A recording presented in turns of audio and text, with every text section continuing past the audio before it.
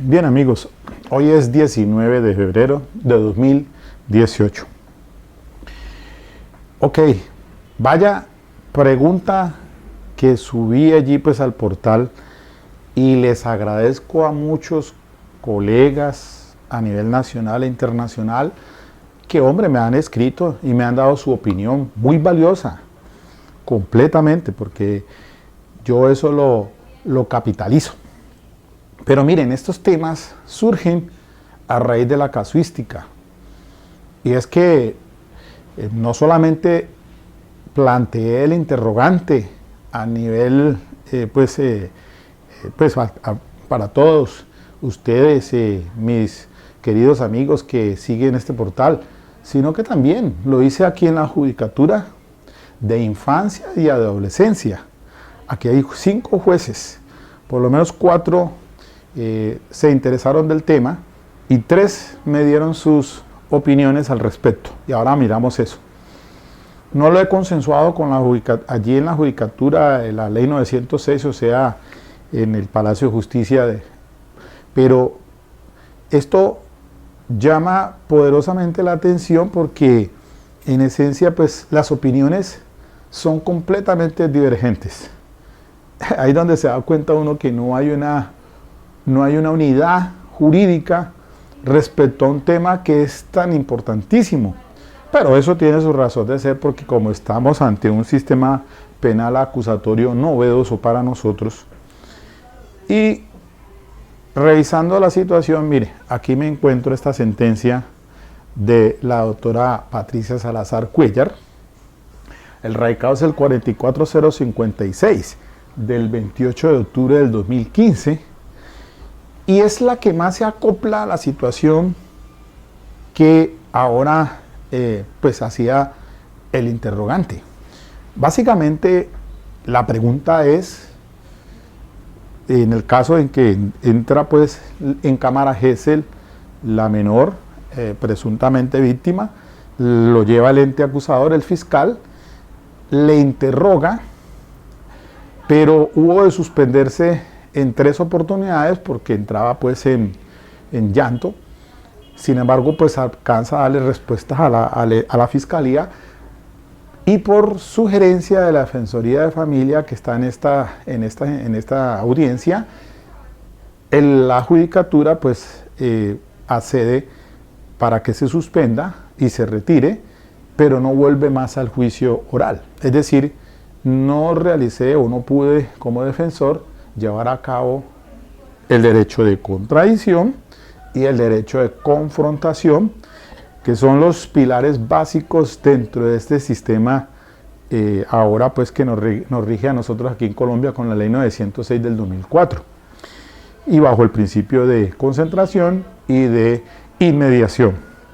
Pues bien, la pregunta entonces estaba dirigida a si la Judicatura podía tener en cuenta o debe tener en cuenta en esas condiciones ese testimonio, darle algún valor o no dárselo, y de llegar a dárselo si es pleno o si podría considerar como una prueba de referencia, pues atendiendo a estos lineamientos de la Corte Suprema de Justicia, particularmente con la ponencias de la doctora Patricia Salazar Cuéllar, quienes han venido pues trabajando mucho en esto de no revictimizar a los menores abusados sexualmente, llevándolos al juicio oral.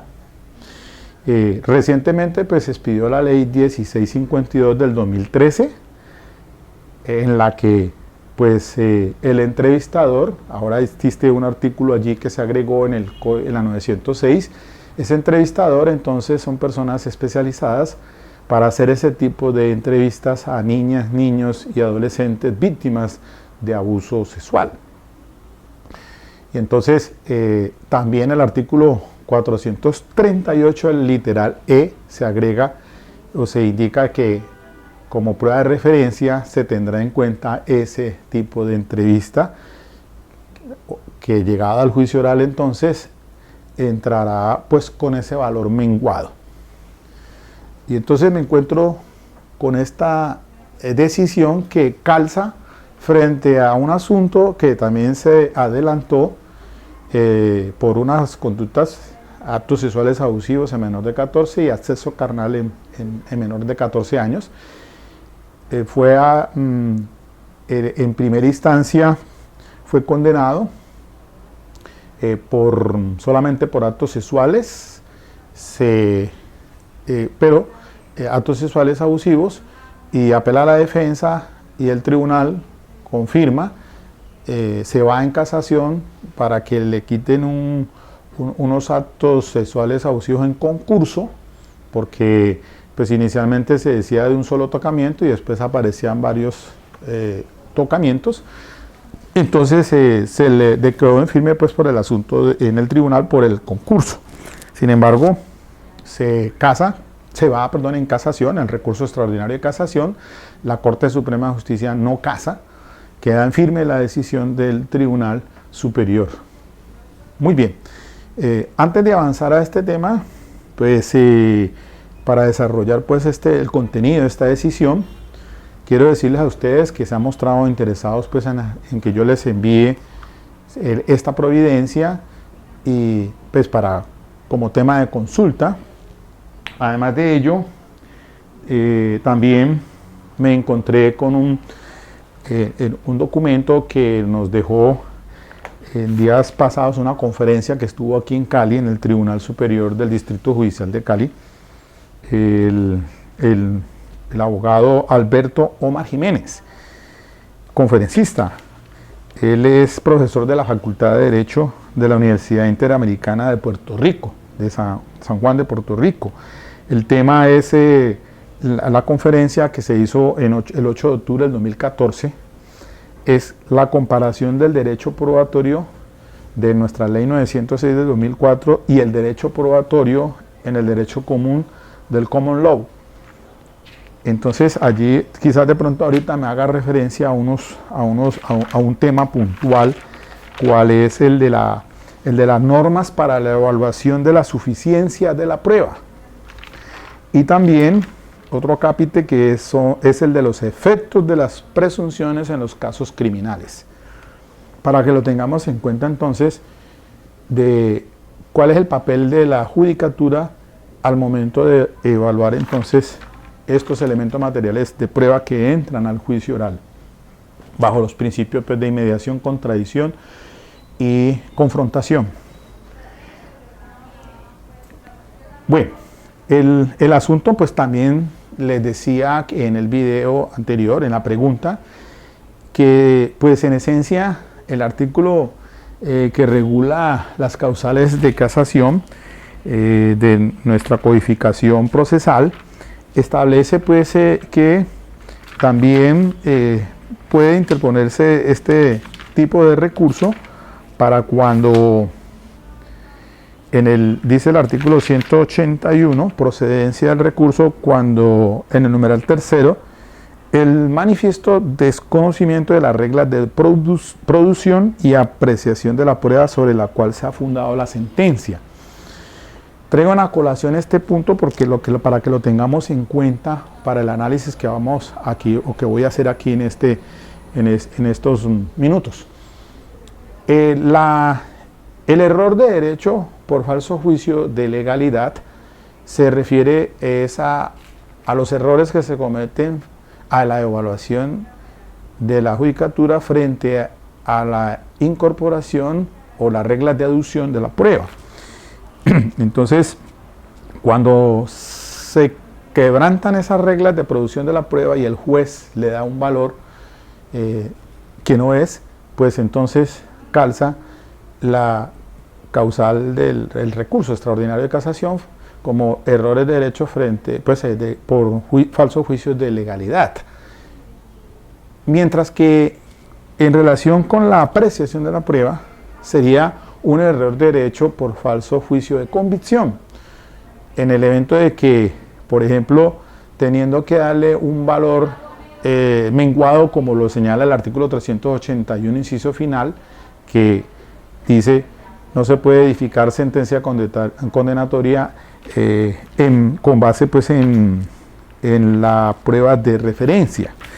y de pronto la prueba le esté dando un valor diferente a ese valor menguado. Sí, 381. La sentencia condenatoria no podrá fundamentarse exclusivamente en pruebas de referencia. Y voy diciendo esto porque pues el tema que voy a revisar pues tiene que ver con esas declaraciones anteriores al juicio oral, que se rinden antes del juicio oral, en casos de, dice, mire acá arriba, dice, niños víctimas de abuso sexual son admisibles como prueba. Así el menor sea presentado como testigo en ese escenario. Bueno, ese es el tema central con el recado 44056, pues, a que hago referencia del 2015 de la doctora Patricia. Pero entonces, para terminar allí el tema de que puede dar lugar a un recurso extraordinario de casación cuando el juez se equivoca frente a la apreciación de la prueba, en el segundo caso, y en el primero pues frente a las reglas de deducción de la prueba. Por eso entonces es que les lanzaba la pregunta, bueno, el juez ¿qué valor le va a dar a esa prueba entonces? ¿Plena prueba? ¿No tiene ningún valor? ¿O la asimila como una prueba de referencia? Pues mire que la cuestión es compleja. 3 funcionarios de aquí, 2 veteranos, amigos. Miguel, yo le daría valor pleno a esa prueba. Me dicen 2 funcionarios. Yo le doy valor pleno a esa prueba, así usted no haya podido realizar la confrontación y contradicción, porque está por encima del interés superior del menor. Es un caso de carácter sexual. Efectivamente, la Corte ha dicho que por el principio pro infans, pues lo que menos se debe hacer por parte del fiscal es tratar de llevar en lo posible al juicio oral a ese menor. Por eso entonces ahora existen las técnicas a partir de la 1652, o bueno, antes también estaba, obviamente que antes de esa 1652 pues están los profesionales, sobre todo los que trabajan en CAIBAS, que son psicólogos clínicos. Ellos hacen esas entrevistas de acuerdo al protocolo de SATAC y entran entonces al juicio oral a dar su versión con ese informe que incluso puede ser admitido si se solicita por el fiscal y no se opone la defensa, que sea admitido como base la opinión pericial, digámoslo así, pero en este caso allí es un informe de acuerdo con el artículo 209, muy diferente es al que realiza en el Instituto de Medicina Legal el protocolo del psicólogo forense, por ejemplo, porque esa es una evaluación diferente de acuerdo a un diferente protocolo que no es el del SATAC. Luego entonces, en este caso, pues se trata de que vaya lo menos posible un niño, una niña o un adolescente de víctima pues, de un abuso sexual para no revictimizarlo en el juicio oral, por ese principio pro infans. Por eso entonces aquí en esta sentencia que les digo que calza para esta situación, que viene como anillo al dedo, pues porque allí hay una fuente importantísima de la misma Corte Constitucional en 2 decisiones de tutela y en estos radicados que aparecen allí, que ya se había trabajado sobre esta situación de no revictimizar a los menores víctimas de abuso sexual llevándolos al juicio oral. Entonces marcamos la pauta. Antes de la 1652 del 2013, pues ya pues, existía ya también pues obviamente la dinámica o técnica para que ingrese al juicio oral esas declaraciones rendidas antes del juicio oral de los menores, que como dice la Corte, son admisibles como prueba, así vaya ese menor al juicio oral. Porque puede suceder que en desarrollo del juicio oral, como se trata de no revictimizarlo, pero en el caso que vaya al juicio oral, puede suceder que se llene de nervios, que tenga un problema emocional que está apenas superando y que otra vez con las preguntas que le hacen nuevamente, pues entonces todo eso le hace que el niño o la niña pues se vea afectados psicoemocionalmente y no dé respuestas a las preguntas, o quede corto frente a ellas, o se presente otra situación, como la que sepa, como es la que sucedió en este caso, posiblemente, donde la menor entra pues en llanto y se suspende por 3 veces y al final la defensora de familia dice, paremos esta cosa, señor juez, no sigamos más con el testimonio para pues evitar obviamente seguir pues causando revictimizar al menor, y el juez permite entonces que se retire sin que se haya hecho el derecho de contradicción y confrontación. Pues bien, entonces el radicado para consultar sobre este tema hace alusión también a la sentencia C-177 del 2014 que declaró la exequibilidad al estudiar la ley 1652 del 2013. Pues bien, dejando eso allí, entonces miremos aquí en el recuadro central lo siguiente. En el acápite 2.3, me faltó allí, está señalado entre comillas, el título dice la aducción como prueba de declaraciones anteriores al juicio oral cuando el testigo comparece a este escenario para ser sometido a interrogatorio cruzado. Primero, la regla general es que los testigos deben comparecer al juicio oral para ser sometidos a interrogatorio cruzado. Eso lo señalan los artículos 391 y siguientes de la Ley 906. Se garantizan con ello los derechos de contradicción y el de confrontación. Y a ello alude pues como principio rector el artículo 16 de la Ley 906 cuando nos está indicando muy claramente, dice inmediación, dice en el juicio únicamente se estimará como prueba la que haya sido producida o incorporada en forma pública, oral, concentrada y sujeta a confrontación y contradicción. Es el face to face, tener la persona el cara a cara y contradicción ante el juez de conocimiento. Y no solamente ello, porque también están los tratados internacionales de derechos humanos ratificados por Colombia, como son la Ley 74 del 68, que es el Pacto Internacional de Derechos Civiles y Políticos, cuando dice pues en el artículo 14, en su numeral tercero, literal E, a interrogar o hacer interrogar a los testigos de cargo y a obtener la comparecencia de los testigos de descargo, y que estos sean interrogados en las mismas condiciones que los testigos de cargo.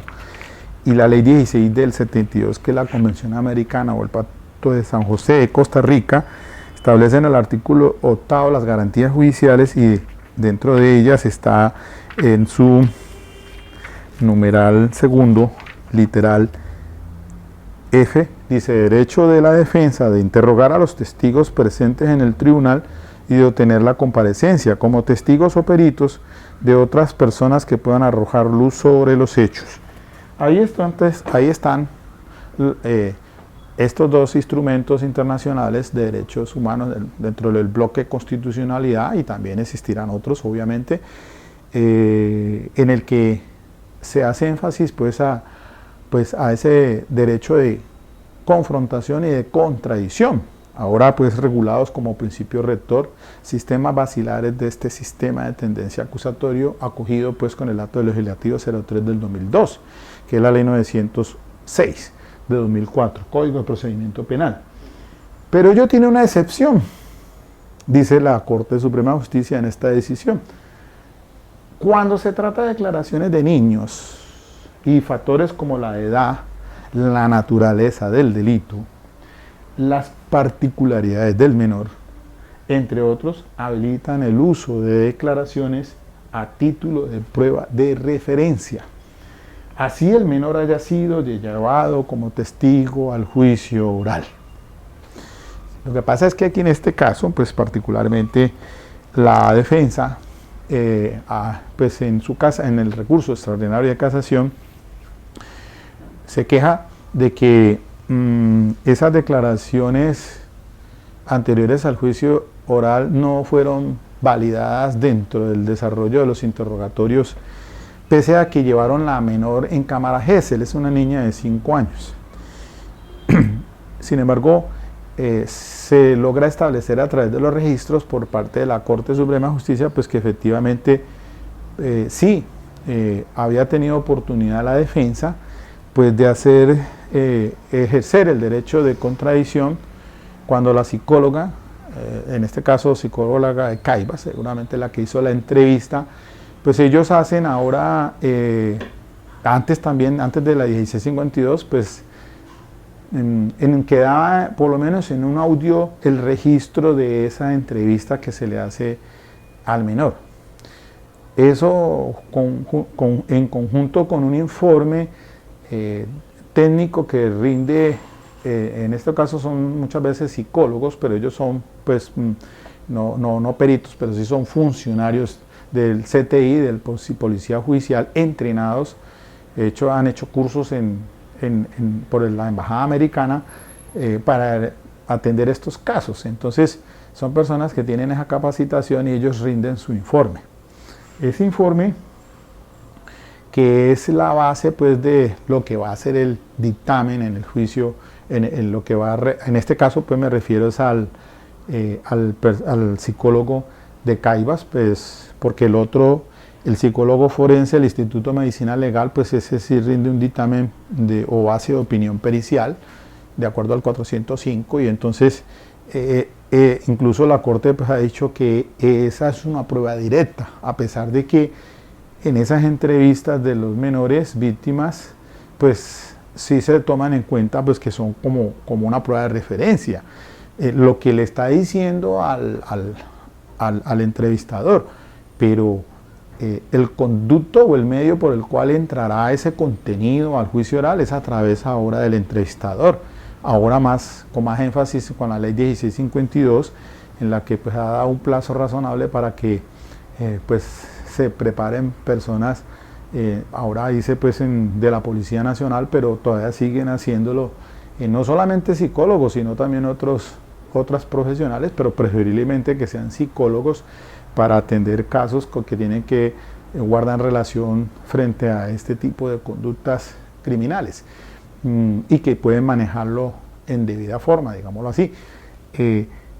Entonces, de manera excepcional, estaría entrando al juicio oral ese informe cuando el psicólogo llega al juicio y empieza pues a dar su declaración en relación pues con todo lo que le indicó en la entrevista por fuera del juicio oral, esa declaración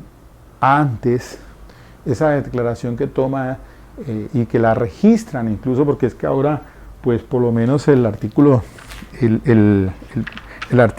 206 que fuera adicionado por la ley 1652, esas entrevistas forenses a niños y niñas víctimas pues de conductas sexuales, abusos sexuales, pues tienen un protocolo. Por ejemplo, dice en el literal A, la entrevista forense de niñas de víctimas de violencia sexual será realizado por personal del CTI, de la Fiscalía, entrenado en entrevistas forenses a niños, niñas y adolescentes, previa revisión del cuestionario por el defensor de familia, sin perjuicio de su presencia en la diligencia. En caso de no contar con los profesionales aquí referenciados, a la autoridad competente le corresponde adelantar las gestiones para asegurar la intervención de un entrevistador especializado. Bueno, en la práctica de la diligencia el menor podrá estar acompañado por su representante legal o por un pariente mayor de edad. Literal B. La entrevista forense se llevará a cabo en cámara Gesell o en un espacio físico acondicionado con los implementos adecuados a la edad y etapa evolutiva de la víctima y será grabado o fijado en medio audiovisual o en su defecto en medio técnico o escrito. C. El personal entrenado en entrevista forense presentará un informe detallado de la entrevista realizada.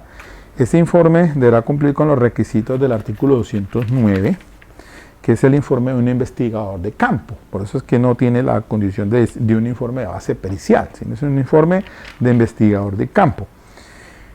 Bien, entonces, y concordantes en lo que sea aplicable, el profesional será citado a rendir testimonio sobre la entrevista y el informe realizado. Y ahí en los parágrafos 1 y 2, en cuanto a la atención a la protección de la dignidad de los niños, la entrevista será un elemento material probatorio al cual se acceda siempre y cuando sea estrictamente necesario y no afecte los derechos de la víctima del menor de edad. Y pues también dice aquí que será entrevistado preferiblemente por una sola vez. De manera excepcional podrá realizarse una segunda entrevista, teniendo en cuenta en todo caso el interés superior del niño, niña o adolescente. Y ya el 438 pues entonces nos está diciendo que admisión excepcional de la prueba de referencia, literal cuando es menor de 18 años y víctima de los delitos contra la libertad, integridad y formación sexuales. ¿Ok? Ese es el protocolo entonces al que se ciñe, el que más se conoce como el del SATAC también. Entonces, de manera excepcional, pues ya no se estaría, no se somete a ese principio de confrontación y de contradicción, por eso es que tiene un valor menguado como prueba de referencia. Y a ello alude el 438 como prueba de referencia, y ahí obviamente que entonces también tiene un valor, una tarifa negativa del 381 inciso final, cuando dice pues que la sentencia condenatoria no podrá dictarse únicamente con base en prueba de referencia. Por eso es que el juez o la juez, al momento de evaluar todos esos insumos que entran al debate probatorio, pues debe tener especial cuidado para evaluar entonces todo lo relacionado con reglas atinentes a la aducción de la prueba y reglas atinentes a la apreciación de la prueba, sin descartar obviamente que pueden también existir falsos juicios de existencia, como causales de casación, cuando cercena o da por existente algo que no entró realmente con ese valor, o le quita o le pone, etcétera, etcétera, asuntos que son ya materia, pues sería más para manejarlo, pues complementándolo, este tema. Sin embargo, dejemos allí nomás ese punto referido al artículo 181 sobre pues la sobre el quebrantamiento en cuanto a las reglas de cadena de aducción de la prueba, perdón, y el de la apreciación de la prueba. Quiero complementar algo más antes de empezar a sacar conclusiones, después de tener en cuenta este referido de la autora Patricia 44056. Sé que de pronto con él hay otras, como la 46153 también del 2015.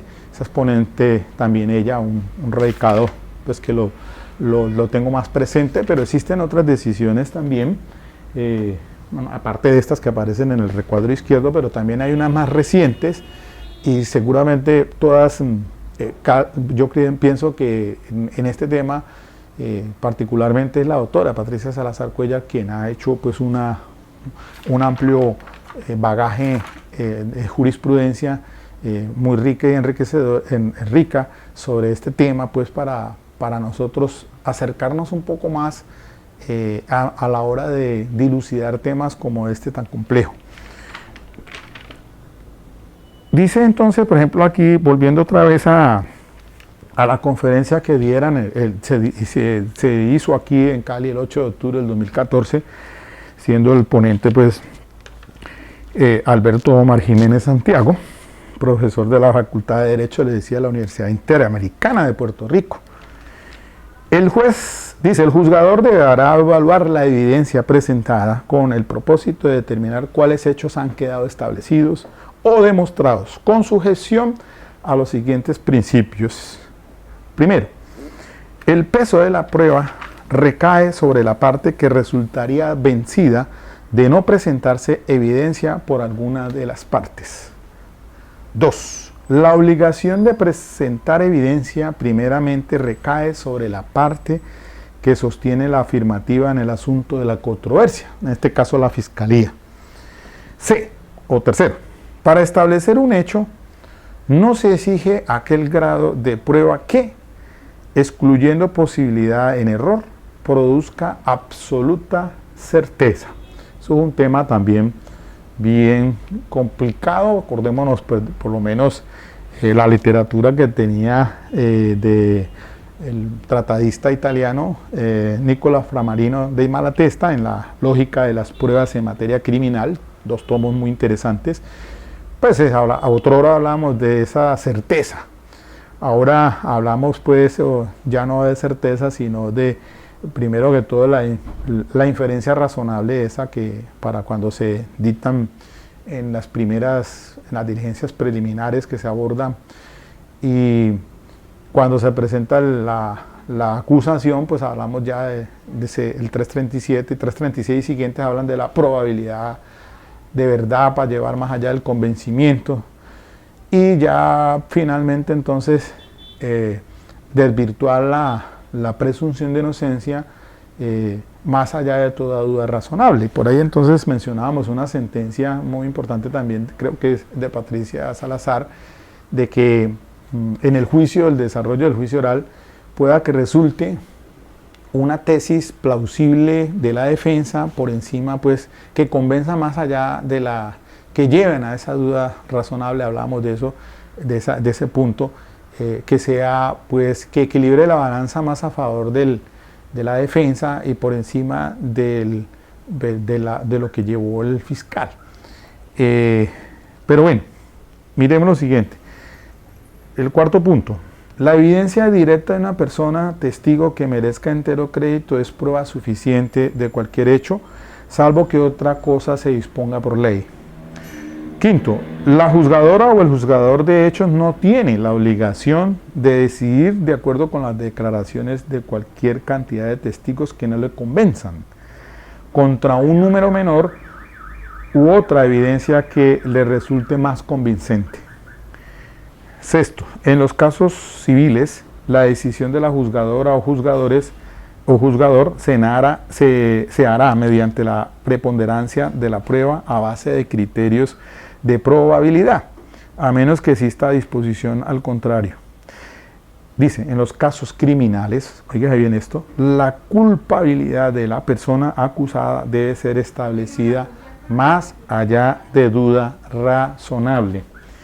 Insisto en esto porque cuando se hace alusión al principio rector, el artículo 7, presunción de inocencia e indurio pro reo, se dice pues que toda persona se presume inocente y debe ser tratada como tal mientras no quede en firme decisión judicial definitiva sobre su responsabilidad. Para proferir sentencia condenatoria deberá existir convencimiento de la responsabilidad penal del acusado más allá de toda duda.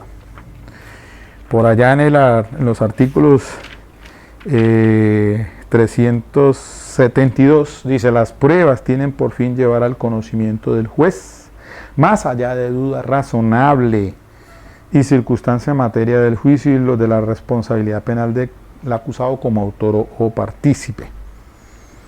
El 381.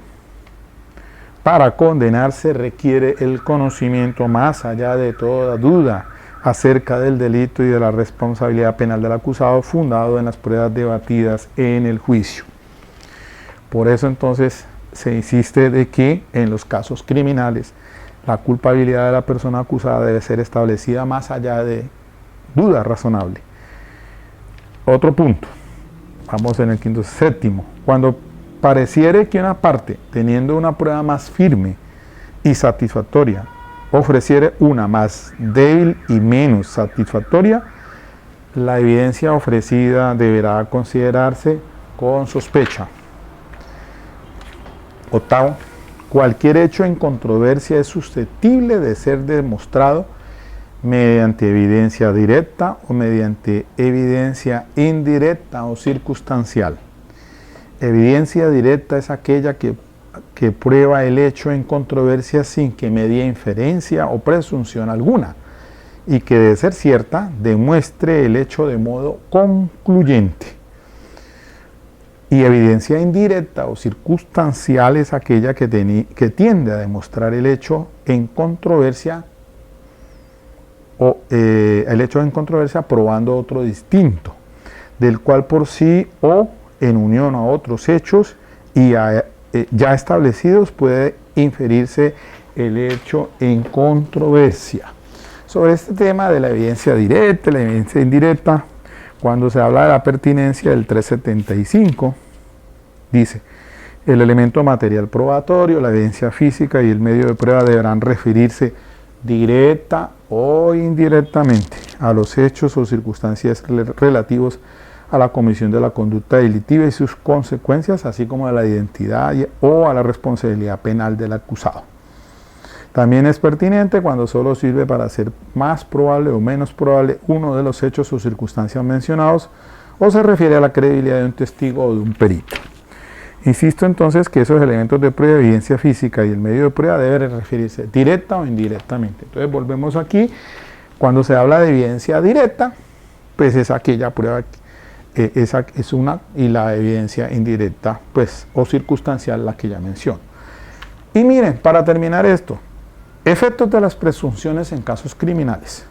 Cuando en una acción criminal la presunción perjudica a la persona acusada, tiene el efecto de permitir a la juzgadora o juzgador inferir el hecho presumido si no se presenta evidencia alguna para refutarlo. Si de la prueba presentada surge duda razonable sobre el hecho presumido, la presunción queda derrotada. La presunción no tendrá efecto alguno de variar el peso de la prueba sobre los elementos del delito o de refutar una defensa de persona acusada. Insisto, que entonces, si no se presenta evidencia alguna para refutarlo, el juez puede dar por presumido, inferir el hecho presumido. Pero si de la prueba presentada surge duda razonable sobre el hecho presumido, la presunción queda derrotada. O por lo menos, volviendo al artículo 7 como principio rector, pues la norma dice que habla de que toda persona pues se presume inocente. Entonces, al hablar de presunción de inocencia, hablamos de el título principal de este artículo 7, dice presunción de inocencia e indubio pro reo. Si la defensa debe buscar entonces por lo menos generar la duda, y si esa duda no puede ser por el juzgador o la juzgadora, no le da pues la inferencia para establecer una responsabilidad, lo mejor es que debe hacerlo, lo que mejor que debe hacer es absolverlo. En el mejor de los casos, pues la defensa debemos tratar de llevar en ese debate probatorio, en el juicio oral, con esa dinámica del contrainterrogatorio, que yo digo que es una herramienta especial que tiene la defensa para tratar de desequilibrar la balanza que tiene muchas veces la fiscalía. Resulta de que pues el fiscal tiene esa, por eso le decía al principio, la aserción la responsabilidad que tiene la fiscalía, el cargo es demostrar, no al contrario. La defensa no, como dice el artículo 7, quien tiene la carga de la prueba es la fiscalía, ¿no? Artículo 7 dice: en consecuencia corresponde al órgano de persecución penal la carga de la prueba acerca de la responsabilidad penal. La duda que se presente se resolverá a favor del procesado. En ningún caso podrá invertirse esta carga probatoria. Obviamente que si la defensa tenemos una teoría del caso, pues la llevamos. En este asunto de Isidoro, pues yo estoy tratando ahora en la fase que me corresponde de entrar con un tema de prueba que le apunte a lo que conocemos como el síndrome de alienación parental. Es decir, que pudo haber razones para denunciar espuriamente o pues tratar de establecer que los hechos que se acusan de carácter sexual pues por lo menos no existieron o existen dudas que hayan existido.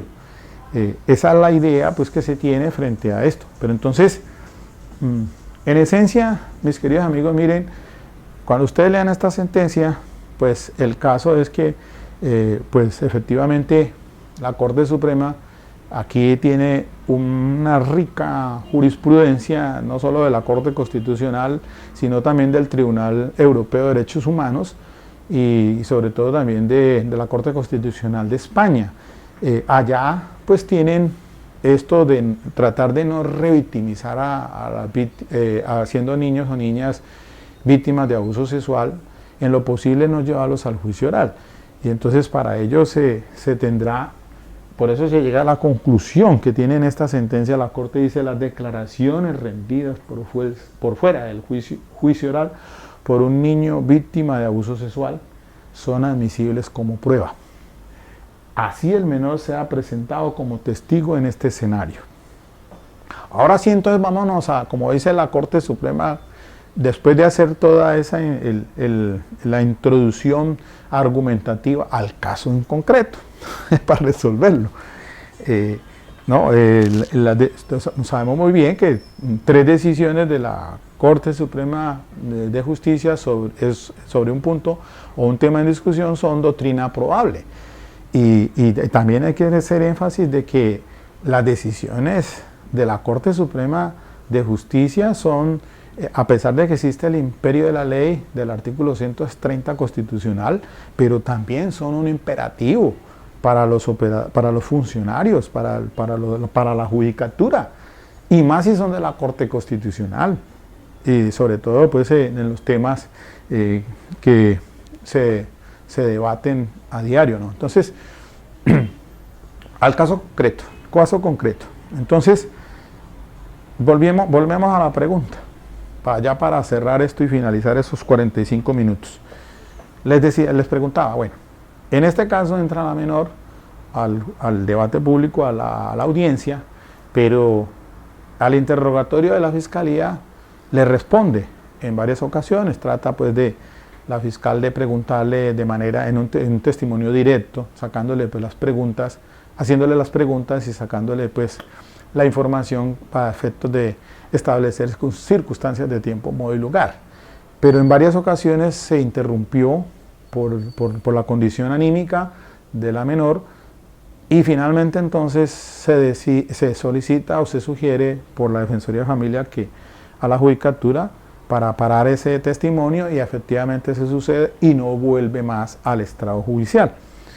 Por lo que entonces no se pudo realizar el ejercicio del contradictorio ni la confrontación. La pregunta entonces, bueno, entonces el juez ¿la tiene en cuenta como plena prueba o la tiene parcialmente o no le da ningún valor probatorio? ¿O la podría considerar como una prueba de referencia debido a que, dada la situación de que no se realizó el contradicción y confrontación?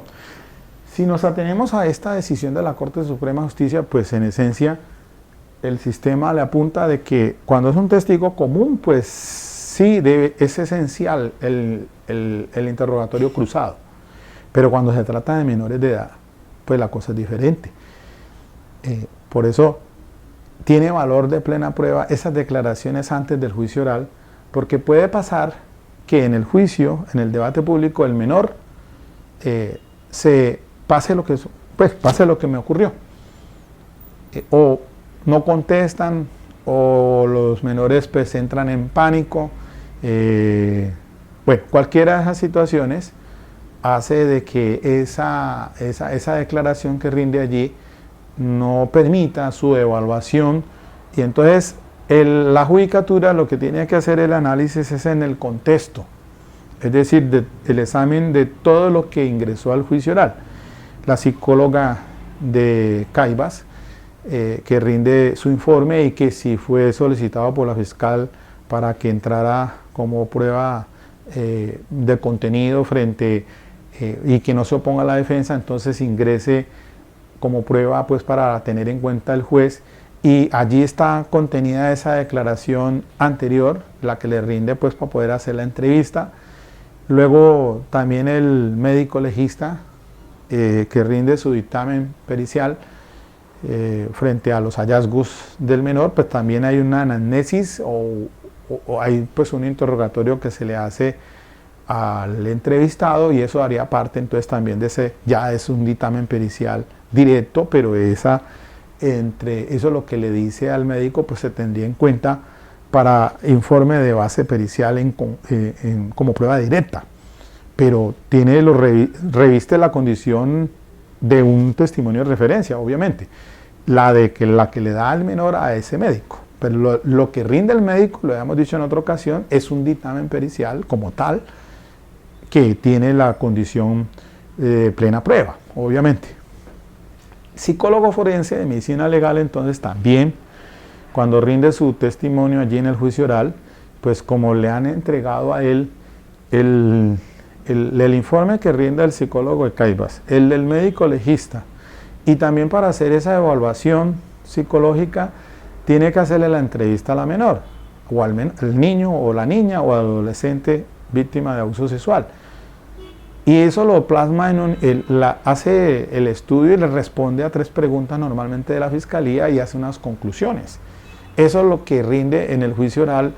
Ese testimonio y esa base de opinión pericial puede también ser ingresada, si lo solicita la fiscal, como prueba de contenido. Entonces, él lo tendrá que tener como prueba, son admisibles como prueba de referencia, claro está, en cuanto al testimonio que da ese menor. Ya que se entre a evaluar en conjunto con la psicóloga de Caibas, con el psicólogo forense, con el médico legista, con la mamá, con el papá, con el tío, todos los que entran al juicio oral a dar su declaración sobre los hechos, pues eso en contexto en general entrará a ser evaluado por la judicatura, la juez o el juez. Entonces, la pregunta, si de esa manera ese testimonio, pues en esas condiciones, ¿se cumplió con las reglas de aducción de la prueba? ¿Sí o no? En este evento es una situación de fuerza mayor en la que la defensora de familia solicita a la judicatura que le interrumpa. No es la judicatura la que incurre en alguna falencia sobre las reglas de aducción. Entonces no podemos decir a pie de letra que fue un error en el procedimiento de aducción de la prueba. Y eso yo que ahí sería el núcleo esencial para debatir y resolver el problema. Frente a si porque no se quebrantan las reglas de aducción de la prueba, toda vez que pues imposible. Si diga usted que si yo hubiese solicitado al señor juez, un momento, señor juez, solicito que se quede el menor pese a la situación para ejercer mi derecho de confrontación y de contradicción, pues es obvio que el juez va a decir que no. Y pues tanto es natural que está el interés superior del menor, y hay una recomendación de un psicólogo que está allí, clínico, para dar esa recomendación. Frente a esas circunstancias, no pienso que sea un quebrantamiento de reglas de aducción de la prueba. Que no pude realizarlo el derecho de confrontación, pues bajo esas circunstancias de fuerza mayor, quedaría en esas condiciones lo que le rinde allí a la fiscal, pues podría la judicatura entrar a evaluarlo. Aquí sí entonces recojo lo que me dijo otro de los jueces, porque 2 jueces de acá amigos me dicen, Miguel, yo le daría pleno valor. Otro, el disidente me dice, Miguel, pues eso puede ser una prueba de referencia, porque pues volvemos al mismo tema ya de la línea jurisprudencial. Yo me inclino a pensar por esta última situación. Es decir, que como no se ejerció el derecho de confrontación, eso quedaría allí en esas condiciones para ser evaluado como una prueba de referencia en conjunto con esas declaraciones que él haya rendido, que ese menor o ese niño o la niña ha rendido anteriormente. Entrarán en ese plepso probatorio, en esos insumos, para que el juez o la juez tome la decisión finalmente. Sería lo más lógico y pienso yo que pues hay que andar piano a piano, pues obviamente que la cuestión o la discusión ya de si se genera un error de derecho por falso juicio de legalidad o un error de derecho por falso juicio de convicción sería un asunto para analizarlo más a fondo frente a esa evaluación que ese juez deba hacer en este caso respecto de la valoración que le da a esa declaración en esas condiciones como quedó en el juicio oral. Pero volviendo al punto entonces, ¿se quebrantaron reglas de aducción de la prueba? No, ahí no está eso.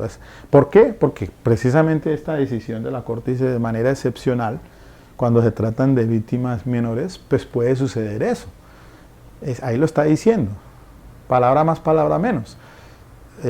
No revictimizarlos, otra vez volverles a preguntar a ellos allá en el juicio oral, eso es causarles volver otra vez sobre el trauma. A eso es que el derecho nacional e internacional, el derecho comparado, quiere evitar frente a estos tipos de abusos de carácter sexual. Entonces no se afecta el derecho de confrontación, o mejor, en un cierto punto sí se afectaría, claro, el derecho de confrontación, pues si lo tenemos como base general, pero como es excepcional, entonces la Corte por eso permite una puerta que es la de darle el valor de prueba de referencia a esas declaraciones rendidas antes del juicio oral. Y entonces me encuentro con esto. Así el menor sea presentado como testigo en este escenario. Entonces, puede hacer que le suceda lo siguiente, que el menor se calle, que no pueda dar respuesta a las preguntas del ente acusador, no pueda tampoco someterse a la confrontación. Entonces ahí sí entra como valor las declaraciones rendidas antes del juicio oral, para poder evaluar esa situación allí, procesalmente. O como en este caso, pues sí rinde su declaración de parte del ente acusador, pero después se interrumpe por lo que ya pasó, por lo que pasó, y no se puede ejercer confrontación, pues también tendría la misma connotación, a mi modo de ver, de prueba de referencia. Y entonces analizarla en el contexto general para poder acercarse a resolver la judicatura un problema pues como lo dice el conferencista sobre las normas para la evaluación de la suficiencia de la prueba. Entonces allí hay que tener pues mucho cuidado con esto. Mire que cada caso tiene su dinámica. En casuística pues revisten ciertas situaciones complejas. Para eso pues está obviamente las decisiones de la Corte Suprema de Justicia que nos dan luces frente a este tipo de problemas. Y yo pienso que ya para cerrar el tema, que entonces en esas condiciones pues la judicatura tendrá, aquí en este caso concreto, evaluarla con el demás los elementos de prueba que le entraron a la fiscalía y pues obviamente que también lo que va a entrar por la defensa para finalmente entonces acercarse a una aproximación de una verdad, para la demostración de unos hechos. Para eso pues tendrá que echar mano de una cosa, de la otra. Ahora viene el debate probatorio, o sea, las conclusiones finales en el alegato de cierre, que allí es donde habrá que darles la fiscalía le va a dar sus razones al fiscal, seguramente pidiendo condena, yo como defensor, la víctima también, apoyándolo, y yo como defensor, pues planteando la tesis contraria, o por lo menos que como dice el artículo 7º, el artículo 7º como principio rector, pidiéndole que en este caso pues proferir sentencia absolutoria toda vez que no pues existe una presunción, un indubio pro reo, el indubio pro reo. La duda que se presente se debe resolver a favor del procesado.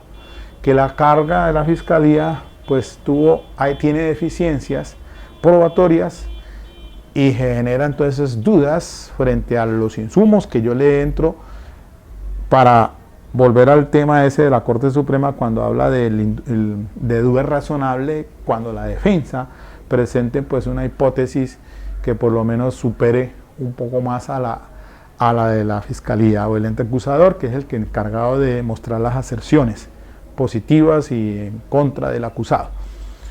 Entonces allí viene el equilibrio de cosas, que es un papel bastante complejo para la judicatura, sí señor. Y ya vendrá entonces después las apelaciones que haya lugar. Al fin de cuentas, por fortuna, está el Tribunal Superior del Distrito Judicial de Cali. 3 magistrados piensan, por lo menos para tomar unas decisiones frente a uno de primera instancia, el acuo. Y finalmente en la máxima del Tribunal de Corte de Cierre, que es la Corte Suprema de Justicia. Bien, dejemos aquí entonces esto y les agradezco infinitamente a todos su participación. Este ejercicio académico me pareció así, dinámico, chévere, bueno, lanzar ese tipo de preguntas, escuchar opiniones y después venir entonces a tratarse. Yo estoy tratando de acercarme más o menos a una resolución de un problema. No tengo la verdad absoluta, eso sí, póngale la firma. Trato de darle respuesta, pero yo no tengo la verdad absoluta. Ok, mis queridos amigos, muchas gracias.